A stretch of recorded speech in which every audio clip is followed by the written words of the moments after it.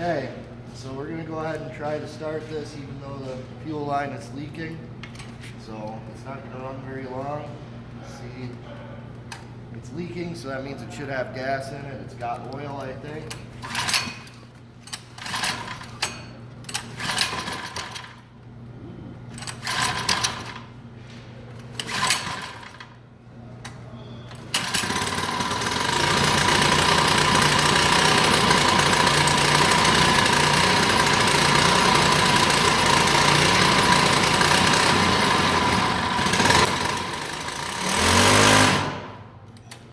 Okay, I think I just pinched a ring in it, so this one's probably junk now.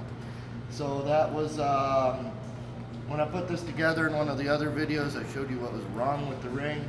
I just bypassed the governor, overwrapped it. Oh, I guess it didn't. It still goes. It might start again.